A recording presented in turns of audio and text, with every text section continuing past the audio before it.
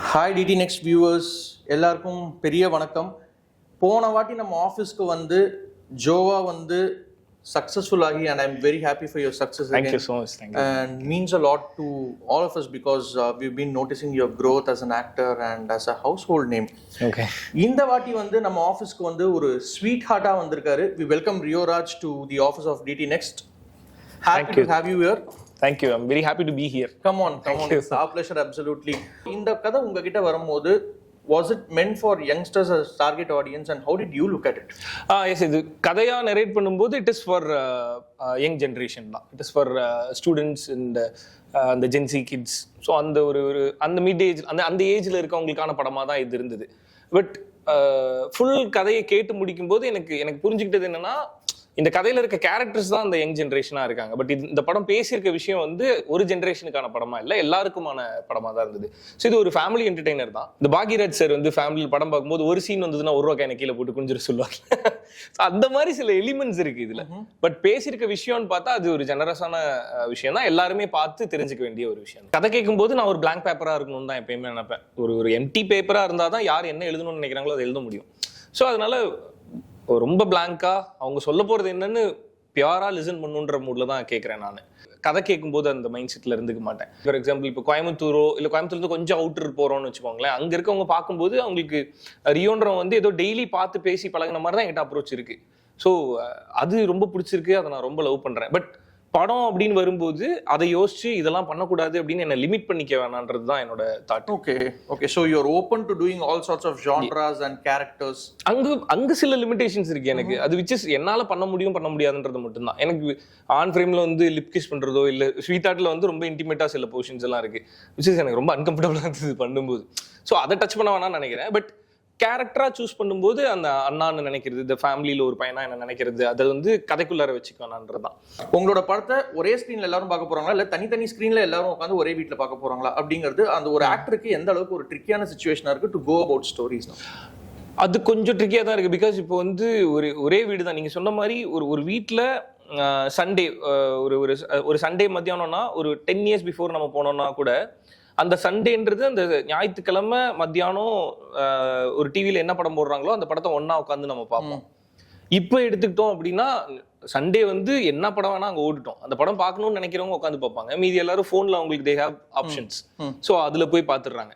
இப்போ எனக்கு ஸ்கிரிப்டா சூஸ் பண்ணும்போது இவங்க எல்லாருமே அந்த சண்டே டிவில என் படம் வருது அப்படின்னா எல்லாரும் ஒன்னா உட்காந்து பார்க்க முடியுமா அப்படின்ற தாட் இருக்குது. ஓகே, லாக்டவுன் போது யுவன் சார் கொஞ்சம் முன்னாடி வந்து he ventured into production and he has been really commendable as a producer as he is a musician. So அவரோட அந்த ப்ரொடக்ஷன் வேல்யூவா இருக்கட்டும், இல்ல அவர் பண்ற கதைகளாவே, அவர் ப்ரொடியூஸ் பண்ண அக்செப்ட் பண்ண கதைகளாவே வந்து they are very quirky and they have fun element into it. So ஸ்வீட்ஹார்ட் பொறுத்த வரைக்கும் where did he come in as a producer and அது எப்படி நடந்துச்சு and your meeting with him? Joe வந்து பண்ணும்போது நாங்க ஒரு ப்ரோமோ சாங் ஷூட் பண்ணோம். ஸோ அப்போ சார் வந்து அதில் அப்பியர் ஆனாரு. அந்த ஒரே கண்ணா பாட்டு சார் தான் பாடி இருந்தாரு. அப்போ வரும்போது அந்த டைம்ல வந்து ஒரு ப்ரொடக்ஷனை திரும்ப ரீஸ்டார்ட் பண்ணலாம், திரும்ப படங்கள் ப்ரொடியூஸ் பண்ண ஆரம்பிக்கலான்ற தாட்ல அவர் இருந்தாரு. அப்போ அங்கே மீட் பண்ணும்போது இந்த மாதிரி நியூ டீம்ஸோட ஒர்க் பண்ணலாமே அப்படின்னு சொல்லிட்டு ஒரு டீம்ல சொல்லியிருந்தாரு. அப்போ ஏதாவது இருக்கான்னு கேட்டாங்க. நாங்கள் இருக்கான்னு கேட்டால் என்ன நம்ம தான் வரிசையை வச்சிருப்போமே. ஸோ ஒரு கதை ப்ரெசென்ட் பண்ணோம். ஒரு நாள் வீட்டுக்கு கூப்பிட்டு கேட்டுட்டு அவருக்கு ரொம்ப பிடிச்சிருந்துச்சு. வில் டூ அப்படின்னு சொல்லிட்டு அவர் கிளம்பிட்டாரு. அதுக்கப்புறம் நாங்கள் படத்தையே பண்ணி முடிச்சிட்டோம். படம் முடிச்சு அவுட் பார்த்ததுக்கு அப்புறமேட்டு அவரு சில இன்புட்ஸ் கொடுத்து அதுக்கு திரும்ப ஷூட் பண்ணி உள்ளார பின் பண்ணோம். ஸோ அவர் ஆஸ் அ ப்ரொடியூசராக அவர் உள்ளார வரும்போது வி ஃபீல், ஐ மீன் நிஜமாவே எனக்கு ரொம்ப பெரிய பிளெஸிங் அது. அவரு மியூசிக் பண்றதே நமக்கு ஒரு மாதிரி பெரிய ட்ரீமா இருக்கும். அண்ட் ப்ரொடியூஸ் பண்ணி மியூசிக் பண்றாருங்கும் போது I feel very happy. So ஒரு படம் பார்த்ததுக்கு அப்புறம் அவரும் ஹாப்பியா இருக்காருங்கும் போது okay, feel complete. Great. And apart from whatever we've discussed, இந்த ஓடிடியா இருக்கட்டும், இந்த ஹவுஸ் ஹோல்ட் நேமா இருக்கட்டும், இந்த இமேஜா இருக்கட்டும், இது எல்லாமே தவிர்த்து வந்து இன்னைக்கு ஆஸ் அன் ஆக்டர் வந்து நீங்க பொசிஷனிங் பண்ணிக்கிறீங்களோ இல்லையோ, தி ஆடியன்ஸ் பொசிஷன் யூ. இவர் வந்து அடுத்த இவரா இருக்கலாமா, இல்ல இவர் அடுத்த இதுவா இருக்கலாமா? ஐயா, அது ஒரு மாதிரி ப்ரெஷரா தான் இருக்கு. பட் அது எடுத்துக்க வேணாம்னு சொல்லி டிசைட் பண்ணிட்டேன். அது எப்பயோ டிசைட் பண்ணது சிவகார்த்திகேயனாவே எனக்கு கொடுத்த அட்வைஸ். அவரு சொன்னது என்னன்னா, ஒரு சக்சஸ் ஃபேஸ் பண்ணும்போது நிறைய பேர் அட்வைஸ் கொடுக்க ஆரம்பிப்பாங்க. இப்படி பண்ணணும், அப்படி பண்ணணும், இப்படி நடந்துக்கணும், அப்படி நடந்துக்கணும், நிறைய பேர் அட்வைஸ் கொடுப்பாங்க. பட் இந்த சக்சஸ் வந்து யாரோட அட்வைஸ்னாலையும் வரல, நீங்க பண்ண ஒர்க்னால வந்தது. அப்ப நீங்க என்ன ஒர்க் பண்ணுமோ அதை ஒர்க் பண்ணுங்க. யாரோட அட்வைஸையும் கேட்டு புதுசா ஒண்ணு பண்ணணும்னு பண்ணாதீங்க. உங்களுக்கு தெரியும் ஐ மீன் விச் மீன்ஸ் எனக்கு தெரியும் நான் என்ன பண்ணணும் அப்படின்றத நானே டிசைட் பண்ணிக்கலாம். வேற யாராவது கொடுக்குற சஜஷனாலேயோ அட்வைஸ்னாலேயோ அந்த ரூட்டை மாற்றிக்க வேணான்றது தான். ஸோ எனக்கு தோன்றது ஏதாவது கேப்பை ஃபில் பண்ணணும், இல்லை தமிழ் சினிமாவில் இப்படி ஒருத்தர் ஆகணும், இதுவாக மாறணும் அப்படின்ற எதுவுமே இல்லாமல் அந்த ஒயிட் பேப்பராகவே இருக்கணும்னு நான் ஆசைப்பட்றேன். ஒரு படம் நல்லா இருந்துருச்சு அப்படின்னா பொசிஷன் பண்றது நம்ம பண்ண போறது இல்ல.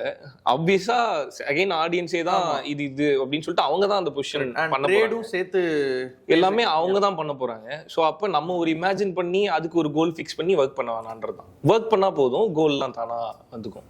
ரொம்பவே வந்து புதுசா இருந்தது. இந்த லுக்ஸ் பத்தியும் வந்து கொஞ்சம் பேசுங்க. ஸ்வீட் பொறுத்தவரை you play very urban character apart from your other films and இந்த படத்துல என்ன அந்த லுக்குக்கான அந்த ரீசன் என்ன?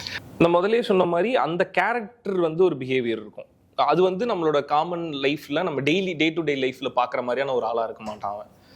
பட் ஆனால் நம்ம குரூப்ல அப்படி ஒருத்தர் இருப்பான். விச் மீன்ஸ் நம்ம நோட் பண்ணியிருக்க மாட்டோம், நம்ம அவங்க கூட பேசி விளையாடி அந்த மாதிரிலாம் இருந்திருக்க மாட்டோம். பட் சம்வேர் நம்மளை சுற்றி ஒருத்தன் கண்டிப்பாக அந்த மாதிரி இருப்பான். ஸோ அவன் கொஞ்சம் இன்ட்ரோவர்ட்டான ஒரு அவனோட தாட் ப்ராசஸ் எல்லாமே கொஞ்சம் டிஃப்ரெண்ட்டாக இருக்க மாதிரியே ஒரு ஆள். ஸோ அப்போ அவன் ஒரு காமன் மேனாக தெரிய வேணான்றனால லுக் சேஞ்ச் பண்ணணும்னு சொல்லி டிசைட் பண்ணது. ப்ளஸ் அவனோட தாட் ப்ராசஸ் எல்லாமே கொஞ்சம் ஹெட்டாக இருக்கும்போது அவனோட லுக்குமே கொஞ்சம் அப்படி இருக்கலான்றனால லுக்கு மாற்றணும்னு நினைச்சது.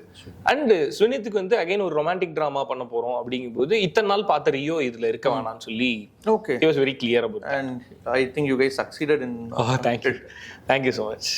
அப்புறம் இப்போ சோஷியல் மீடியாவை பொறுத்த வரைக்கும் வந்து பார்த்தீங்கன்னா மேக்கர்ஸ் சொல்றதுக்கு முன்னாடி நாங்க வந்து ரியோராஜோட அடுத்த ப்ராஜெக்ட் வந்து போட்டோம்னா the audience are always like eye for it and they're all ears for it. So Rioraj ஆர்மிலேருந்து ரியோராஜ் ஃபேமிலி எல்லாருமே வந்து they are keen on knowing that. So உங்களோட அடுத்த ப்ராஜெக்ட் என்ன போயிட்டு இருக்கு? What is happening?